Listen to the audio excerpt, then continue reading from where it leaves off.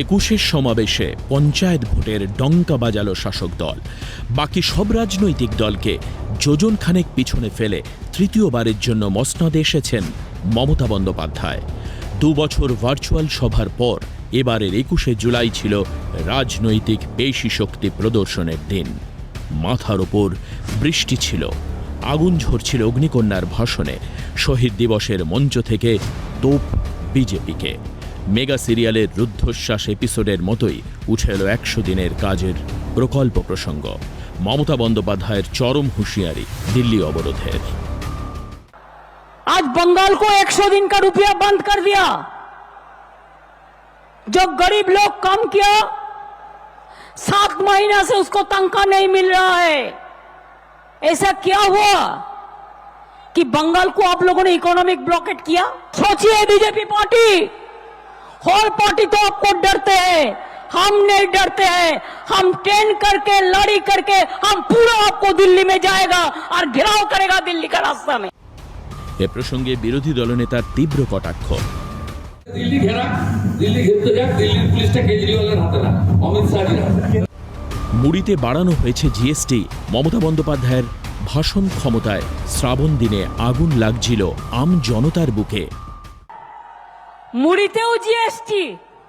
বিজেপির বন্ধুরা মুড়ি খাবেন না? মুড়িতে কত জিএসটি? লোকে কি খাবে? খাবো কি? যদিও গোটা বিষয়টি সত্যের অপব্যাখ্যা। মুড়ি, ডাল, চাল, ময়দার মতো নিত্য প্রয়োজনীয় খাদ্যদ্রব্যগুলি খোলা অবস্থায় বিক্রি করলে তার উপর কোনো জিএসটি চার্জ লাগবে না। গোটাটাই মমতা বন্দ্যোপাধ্যায়ের নাটক, তোপ দাগলেন বিজেপির রাজ্য সভাপতি। আর যে মুড়ির কথা বলছিলেন, কোনো প্যাকেটজাত দ্রব্য বাদ দিয়ে কোনো মুড়ির উপরে ট্যাক্স বসানো হয়নি। মাননীয় মুখ্যমন্ত্রীকে নাটকটা করতে মানা করুন। কখনো গ্যাসের মূল্য বৃদ্ধি নিয়ে তোপ দাগলেন, আবার কখনো বা ব্ল্যাঙ্ক রেঞ্জ ফায়ার করলেন চাকরির বাজার প্রসঙ্গে। তুলোধরা করতে ছাড়লেন না বামেদেরও। তবে এত সব উল্লেখযোগ্য প্রসঙ্গের মধ্যে বেমালুম ভুলে গেলেন দিনটি শহীদ দিবস। দিনটি সেই সব মানুষদের জন্য যারা অগ্নিকন্যার ডাকে বুক পেতে নিয়েছিল উত্তপ্ত শীষে, যাদের লাশের সিঁড়ি বানিয়ে অগ্নিকন্যা পৌঁছেছিলেন মহাকরণের অলিন্দে।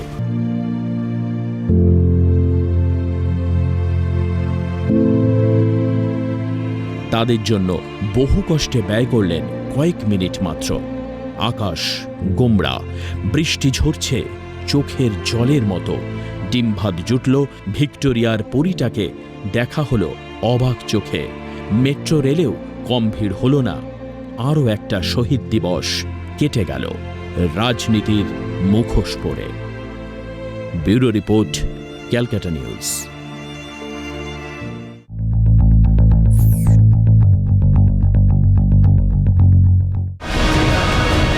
21শে জুলাইয়ের মঞ্চ থেকে ফের একবার কেন্দ্রের অগ্নিপথ প্রকল্পকে খোঁচা তৃণমূল সুপ্রিমো। সেনার নামে বিজেপির ভবিষ্যতের সশস্ত্র ক্যাডার তৈরি করা হবে বলে এদিন মন্তব্য করেছেন মমতা বন্দ্যোপাধ্যায়। আর এখন নতুন বিকল্প কি না, তো অগ্নিপথ। আমি বলি ও পথে হেঁটো না বাপু। আর্মির কোনো বিকল্প হয় না। আর্মি আর্মি হয়, আর্মিতে লোক নাও, না হলে আর্মিকে বঞ্চনা করো না। আর্মিকে বঞ্চনা করে অগ্নিপথ। অগ্নিপথটা মানে কি? সশস্ত্র কিছু তৈরি করা, পরে যারা আপনাদের ক্যাডার হয়ে কাজ করবে। এসব জিনিস চলতে পারে না। কিন্তু আদতে কি তাই? অগ্নিপথ কি তা আমরা জেনেছি কেন্দ্রের প্রকাশিত তথ্য ও পরিসংখ্যান অনুযায়ী। সেনাবাহিনীর লোকবল অক্ষুণ্ণ রেখে আধুনিকীকরণের স্বার্থে কেন্দ্রের নতুন প্রকল্প অগ্নিপথ। এর মাধ্যমে সেনায় অস্থায়ীভাবে 4 বছরের জন্য কর্মী নিয়োগ হবে, যাদের পোশাকি নাম অগ্নিবীর। দেশ সেবায় আগ্রহী তরুণ তরুণীরা অগ্নিবীর হিসেবে কাজ করতে পারবেন। নিয়োগের ক্ষেত্রে সেনার বিভাগ অনুযায়ী পূর্বের শারীরিক সক্ষমতার শর্তই মানা হবে। শিক্ষাগত যোগ্যতা উচ্চ মাধ্যমিক বা সমতুল। বার্ষিক বেতন 4,76,000 টাকা থেকে 6,92,000 টাকা পর্যন্ত। বেতনের পাশাপাশি মিলবে রেশন, উর্দি এবং যাতায়াতের ভাতা। 4 বছরের মেয়াদ শেষে কাজের ভিত্তিতে 25%কে দেওয়া হবে সেনার স্থায়ী কমিশন। বাকি 75% এককালীন 11,07,000 টাকা ভাতা দেওয়া হবে। স্থায়ী কমিশন না পেলেও এই 75% আধা সামরিক বাহিনী সহ সরকারি চাকরিতে অগ্রাধিকার পাবেন। 4 বছর মেয়াদ শেষে এই 75% পাবেন অগ্নিবীর শংসাপত্র। সেনাতে কাজ করার সময় মৃত্যু হলে বিমা বাবদ 48 লক্ষ টাকা এবং অতিরিক্ত 44 লক্ষ টাকা অনুদান পাবে পরিবার। অগ্নিবীর হিসেবে কাজ করার সময় অঙ্গহানি হলে 15 থেকে 44 লক্ষ টাকা অনুদান এবং সেই সঙ্গে মিলবে চাকরি জীবনের বাকি মেয়াদের বেতন। সাম্প্রতিক সময়ে অগ্নিপথ প্রকল্প নিয়ে যুব সমাজের একাংশ প্রতিবাদ জানিয়েছিল, তবে তা শুধু চুক্তিভিত্তিক নিয়োগের প্রতিবাদ জানিয়ে। যদিও এ নিয়ে আশ্বস্ত করেছিলেন খোদ সেনাপ্রধানরাই। देखिए हमें चाहिए क्या? यूथ। नो यूथ हम सबको मालूम है वो रिस्क ज्यादा लेता है, उसके अंदर जुनून ज्यादा है, जज्बा ज्यादा है। इस जुनून जज्बा को कैप्चर करना जरूरी है, बट ये जुनून जज्बे के साथ में हमें होश की भी जरूरत है। हम चाहते थे कि ये यूथफुल प्रोफाइल आने से जो जोश और होश का कंपोनेंट है ये तकरीबन बराबर हो जाए। एंड इससे होगा क्या? Ideal mix youthfulness and experience का। अगेन गोइंग बैक, जोश और होश का एक्सपीरियंस तकरीबन बराबर हो जाएगा। We need younger people, more tech-savvy people in these services. Secondly, for the Air Force in particular, we will benefit from being able to select the more technically qualified people for their particular job that they're going to do in future in the Air Force. For the Agniveers themselves, they have got 2 or 3 options. Number one, they can compete and re-enroll in the Air Force for a service that will grant them pension. Number two, in case they leave the Air Force, they decide to pursue higher education or they decide to set up an entrepreneurship. You're aware that certain ministries have already made announcements giving priority to the Agniveers in jobs like in the Central Armed Police Forces, in the Assam Rifles and so on. বাংলার মুখ্যমন্ত্রী বলছেন বিজেপির cadre তৈরি হবে। যদি অগ্নিবীররা বিজেপির cadre হয় তবে কি বলা হবে বাংলার সিভিক ভলান্টিয়ারদের? এই নিয়ে সরব বিজেপি। এখন অগ্নিপথ যে প্রকল্প নেওয়া হয়েছে তা আর্মির জন্য, স্বাভাবিকভাবে সেই আর্মির কাজই তারা করবে, তারা ভোট করাতে আসবে না। এই সিভিক পুলিশ নয়। মমতা ব্যানার্জি সবসময় সব নিজের কথা দিয়ে অন্যকে ভাবছেন। মমতা ব্যানার্জি নিজে সিভিক পুলিশ নিয়োগ করেছে, 9,000 10,000 টাকা করে দিচ্ছে, বেচারাদের সাংঘাতিক অবস্থা, এবং তাদেরকে দিয়ে রথ দেখা থেকে কলা বেচা সবই করাচ্ছে, জুতো সেলাই থেকে চণ্ডীপাঠ যেটাকে বলে সবই করানো হচ্ছে। এমনকি ভোট, এই গ্রামে গঞ্জে পঞ্চায়েত ভোট তো সিভিক ভলেন্টিয়ার দ্বারা হবে। সিভিক ভলেন্টিয়ারদেরকে দিয়ে পার্টির কাজ করানো হচ্ছে, ঝান্ডা লাগানো থেকে শুরু করে সবই হচ্ছে। তো মমতা বন্দ্যোপাধ্যায়ের উচিত নয় এরকম যে নিজের মতো সবাইকে ভাবা, কিন্তু কী করবে, চোর রাত্রিবেলা কাউকে দেখলে পরে চোর মনে করে, এটা অভ্যেস মানুষের মনস্তত্ত্ব। সাম্প্রতিক সময় নিজেদের সর্বশক্তিমান ভাবা এই সিভিক ভলান্টিয়ার ও তাদের দৌরাত্ম্য বারবার এসেছে খবরের শিরোনামে। কখনো সবার সামনে রাস্তায় ফেলে কারোর বুকের ওপর পা তুলে দেওয়া, কখনো পুলিশ বুথের ভিতর ঢুকিয়ে দল বেঁধে কাউকে এলো পাথারি মারা। সিভিক ভলান্টিয়ারদের এই রূপও দেখেছে রাজ্য, কিন্তু তাদের যোগ্যতাই বাকি, ভবিষ্যৎই বাকি। রাজ্য পুলিশে এই সিভিক ভলান্টিয়ারদের নিয়োগ নিয়ে আদালতে বিস্তর জল খোলা হয়েছে, তবে এদের নিয়োগে ছিল না কোনো নিয়মবিধি, নেওয়া হয়নি শারীরিক সক্ষমতার কোনো পরীক্ষা, এমনকি নিয়োগপত্রও দেওয়া হয়নি তাদের, জানালেন প্রাক্তন পুলিশ কর্তা অজয় মুখোপাধ্যায়। এই নিয়ে তো কোর্ট কাছারি হয়েছিল, ওদের রিক্রুটমেন্টটাই হচ্ছে ইলিগাল রিক্রুটমেন্ট। এদের কোনো পুলিশ ফোর্সের সঙ্গে যখন ডিউটি করছে তখন তো তাদের একটা ফিজিক্যাল মেজারমেন্ট থাকবে পুলিশের মতন, তাদের ফিজিক্যাল এবিলিটি থাকবে। যেরকম পুলিশের রিক্রুটমেন্ট হতে গেলে তার ফিজিক্যাল যে মেজারমেন্টটা থাকে বা আপনার এই ইন্টারভিউ, এই যে এই দৌড় ঝাঁপ এইসব জিনিসগুলো হয় যেগুলো, সেরকম কিছুই এগুলো করা হয়নি। না করে ওই ইভেন বয়সেরও বোধহয় খুব একটা ছিল না, ওই মানে ধরার মানে এই যে রিক্রুটমেন্টের ক্ষেত্রে ওদের কোন রকম কোনো নিয়ম কানুনই মানা হয়নি। কোনো এদের অ্যাপয়েন্টমেন্ট লেটার দিয়েছে বলেও এটাও আমার জানা নেই কোনো, যে তোমাকে সিভিক পুলিশে বা সিভিক ভলেন্টিয়ার ফোর্সে নেওয়া হলো, সেইভাবেও তো আমরা দেখিনি এরকম কোনো অ্যাপয়েন্টমেন্ট লেটার। তখন আমি চাকরিতে ছিলাম, সিভিক ভলান্টিয়ার ফোর্সের কোনো অ্যাপয়েন্টমেন্ট লেটার সরকার থেকে ইস্যু হয়েছে বা পুলিশ ডিপার্টমেন্ট থেকে, এরকম আমরা দেখিনি। এমনকি পুলিশ আইন অনুযায়ী এদের বিশেষ কোনো ক্ষমতাও নেই। চাকরি থেকে যখন তখন সাসপেন্ড করে দেওয়া যেতে পারে, জানালেন প্রাক্তন পুলিশ কর্তা নজরুল ইসলাম।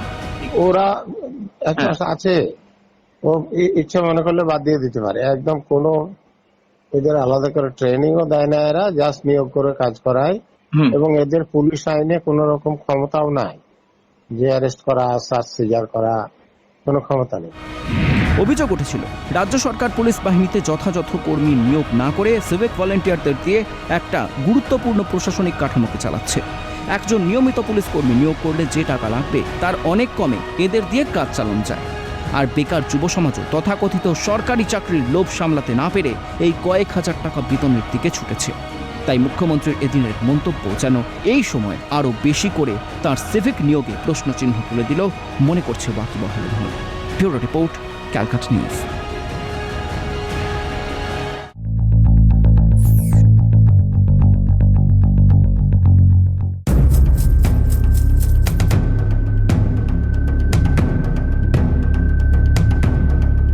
জুলাইয়ে মজেছে তিলোত্তমা, শহরের বিভিন্ন প্রান্ত সেজেছে তৃণমূলের পতাকা ফেস্টুনে। Netaji indoor, central park, Khudiram Anushilan কেন্দ্রকে চেনা দেয়। অনেকেই ভুল করে ভেবে ফেলেছেন তৃণমূলের পার্টি অফিস। বিভিন্ন জেলা থেকে তৃণমূল কর্মীরা ভিড় করেছেন মমতা বন্দ্যোপাধ্যায়ের ভাষণ শুনতে। থুড়ি 21শে জুলাইয়ের শহীদ স্মরণে তৃণমূল নেত্রীর আবেগকে নিজেদের মধ্যে গেঁথে নিতে। কিন্তু কি হয়েছিল 21শে জুলাই? কবেই বা ঘটেছিল এই ঘটনা?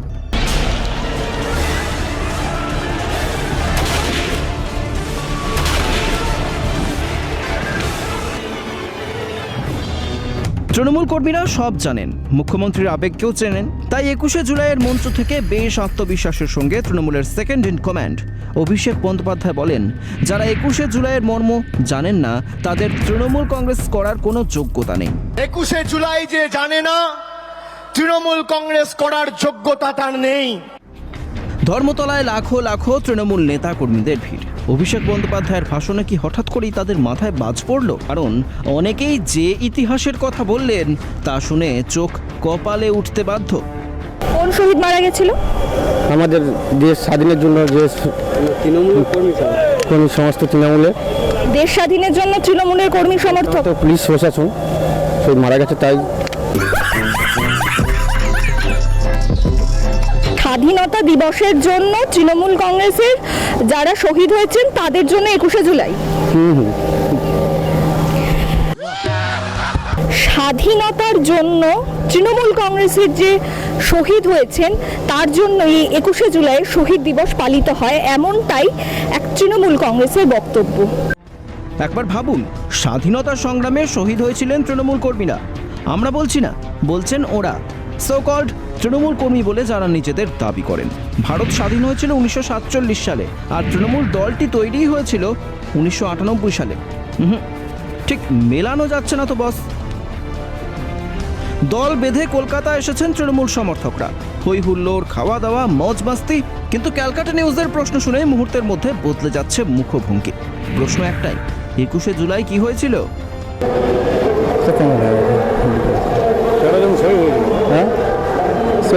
শহীদ সমারোহ।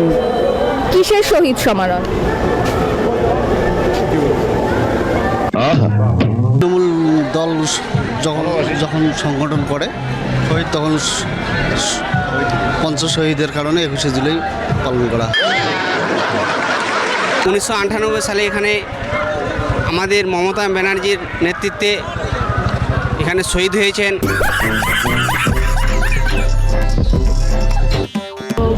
শহীদের নাম বলতে এই মুহূর্তে মনে নেই, আমি স্মরণে আছে।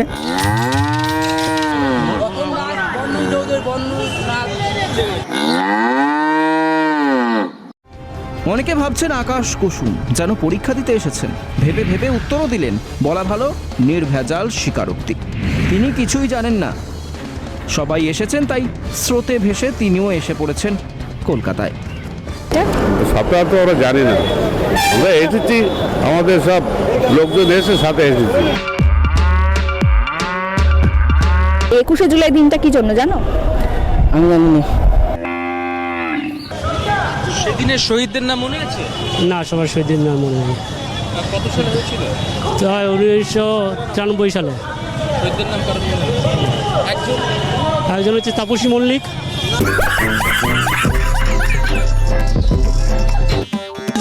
দাদাকে জিজ্ঞেস করুন। হ্যাঁ, না না না, আমার মনে নেই কো। শ্রমিকদের শহীদ হন ছিল 21 জুলাই। শহীদের নামটা ভুলে গেছে। না না না, আমাদের মনে নেই। ওই শুধু যাওয়া আসা স্রোতে ভাষার মতো আর কি। তবে তাদের মধ্যে অনেকে আছেন বন্ধু যারা 1993 সালের 21শে জুলাই সম্পর্কে অবগত, কিন্তু তাদের কি পুরো নম্বর দেওয়া যায়? আমাদের 1993 সালে যে একটা দিদি একটা করেছিল, ওই আন্দোলন করেছিল, সেই আন্দোলনে তখন বর্তমান মানে সরকারে ছিল সিপিএম। তখন একটা সিপিএমের সঙ্গে একটা আন্দোলন হয়, আন্দোলনে আমাদের কিছু যুবক শহীদ হয়ে যায়। এই শহীদদের নাম বলতে পারবেন? সেগুলো আমাদের অতটা খেয়াল নেই। 21-এর মিটিংয়ে হয়েছিল কি, ওই যে পুলিশ গুলি করে কয়েকজনকে রাজনৈতিক নেতাকে খুন করেছিল, অতটা বলতে পারবো না। অত্যাচারে যে আমাদের এখানে শহীদ হয়েছিলেন তাদের আজ আমরা তাদের শ্রদ্ধা জানানোর জন্য আমরা এখানে সমবেত হয়েছি। কতজন মারা গেছে? মোট 13 জন মারা গেছিলেন। লাস্ট 2-1 জনের নাম মনে হচ্ছে ইনু, যার নামটা পাওয়া যায়নি। ইনু বলে তার পকেটে একটা চিরকুট পাওয়া গেছিল। ওই 10-এ মোটামুটি মেরে কেটে 3-4 মিলতে পারে। যাক, অবশেষে আমরাই তাহলে জানাই কি ঘটেছিল ওই দিন। 1993 সাল, তখন রাজ্যে বাম শাসন।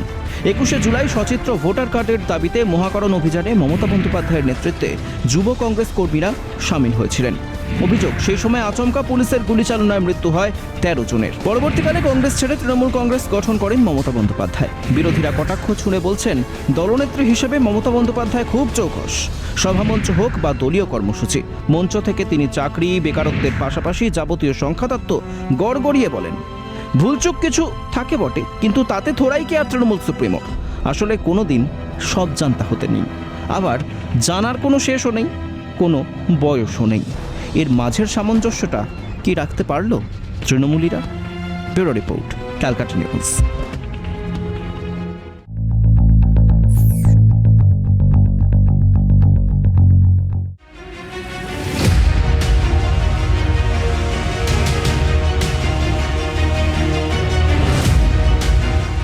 বিগত কয়েক বছর ধরেই দলনেত্রী মমতা বন্দ্যোপাধ্যায়ের সঙ্গে তৃণমূলের অন্যতম কাণ্ডারি হিসেবে দেখা যাচ্ছে দলের সর্বভারতীয় সাধারণ সম্পাদক অভিষেক বন্দ্যোপাধ্যায়কে।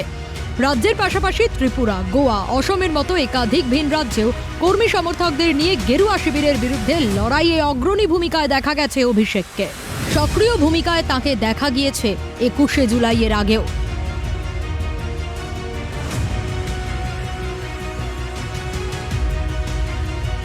বৃহস্পতিবার সকালেও ধর্মতলার মঞ্চে তুমুল বৃষ্টির মধ্যেও যথেষ্ট আগ্রাসী ভূমিকাতেই দেখা গেল অভিষেক বন্দ্যোপাধ্যায়কে।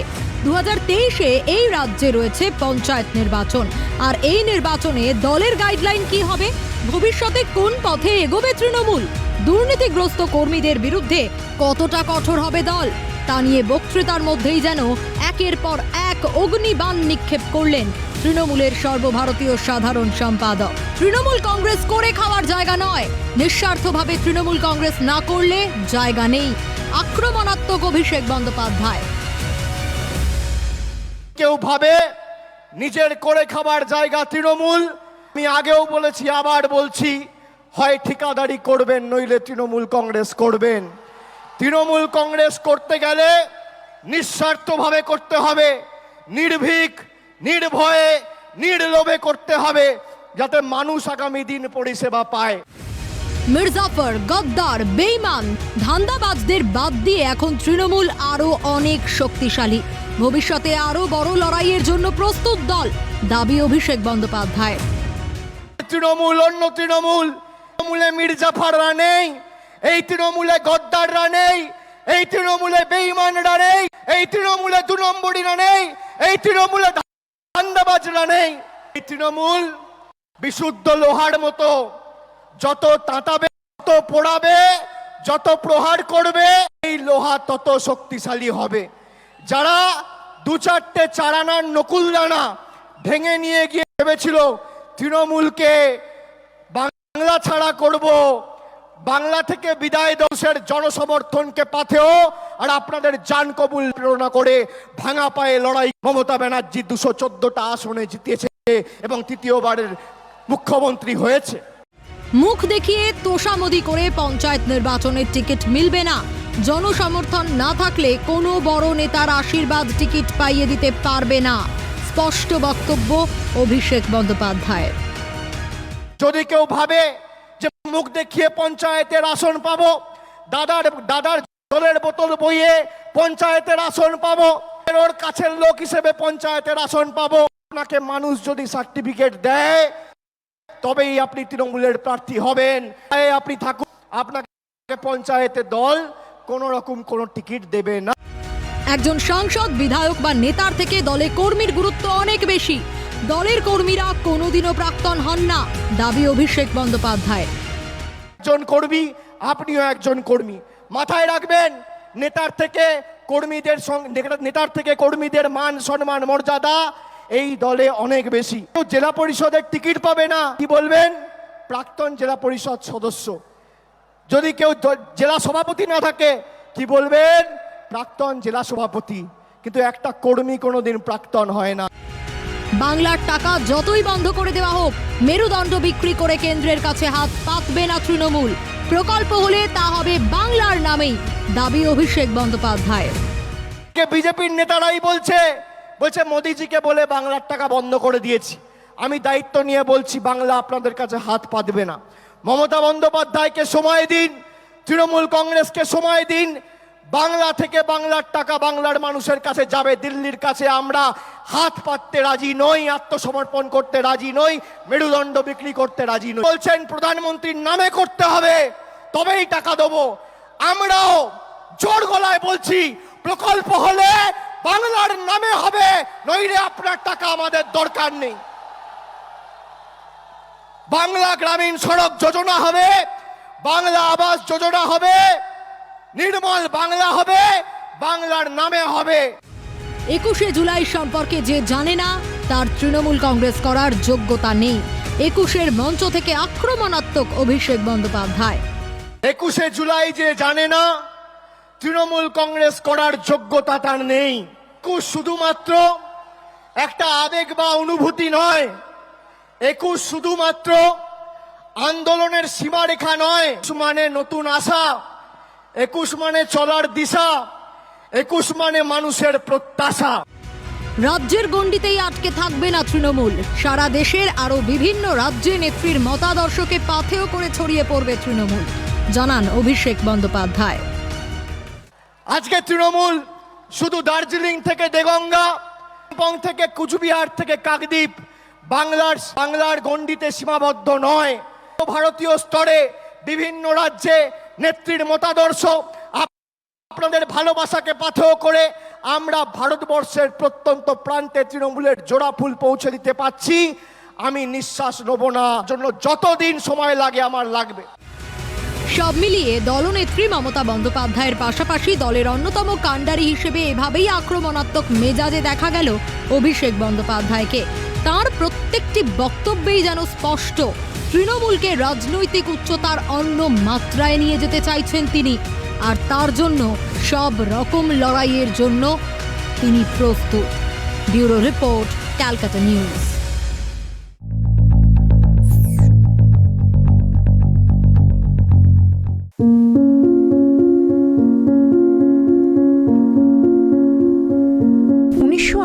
সালের 20শে জুন ওড়িশার ময়ূরভঞ্জের এক আদিবাসী পরিবারে জন্ম দ্রৌপদী মুর্মু।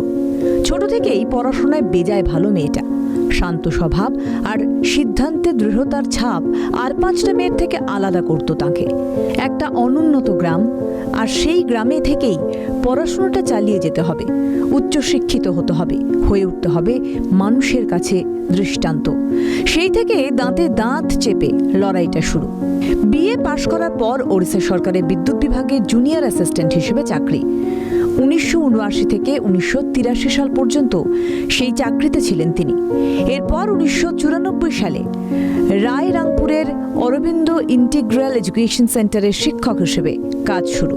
1997 সাল পর্যন্ত শিক্ষকতা করেন। এরপর সেখান থেকে রাজনীতিতে আগমন। রাজনৈতিক ময়দানে দ্রৌপদী মুর্মু 1997 সালে পুরভোটে জিতে কাউন্সিলর হন। সেই সঙ্গে রায়রংপুর পুরসভার ভাইস চেয়ারপারসনের দায়িত্ব পান তিনি। 2000 ও 2004 সালে ওড়িশার রায়রংপুর বিধানসভা কেন্দ্র থেকে বিজেপির হয়ে জিতে বিধায়ক হন দ্রৌপদী মুর্মু। ওড়িশার বিজেপি বিজেডি জোট সরকারের মৎস্য ও প্রাণী সম্পদ উন্নয়ন মন্ত্রী ছিলেন। বিজেপির একাধিক সাংগঠনিক দায়িত্ব পালন করেছেন দ্রৌপদী মুর্মু। ছিলেন কোন কোন পদে? 2002 থেকে 2009 অবধি বিজেপির আদিবাসী মোর্চা জাতীয় কর্মসমিতির সদস্য ছিলেন। 2006 থেকে 2009 অবধি ওড়িশা বিজেপির আদিবাসী মোর্চার সভানেত্রীর দায়িত্বে ছিলেন। 2010 সালে ময়ূরভঞ্জ পশ্চিমের জেলা বিজেপি সভাপতি করা হয় তাঁকে। দীর্ঘদিনের রাজনৈতিক ক্যারিয়ারের পর রাজ্যপালের দায়িত্বও সামলেছেন তিনি। 2015 থেকে 2021 অবধি ঝাড়খণ্ডের রাজ্যপাল ছিলেন দ্রৌপদী মুর্মু। আজ সেই দ্রৌপদী মুর্মুই রাষ্ট্রপতির পদে। আদিবাসী সমাজে প্রথম কোনো ব্যক্তি দেশের প্রথম নাগরিক হলেন। গ্রামের মেয়ে এখন দেশের রাষ্ট্রপতি। গ্রামে খুশির জোয়ার। Bureau report, Calcutta news.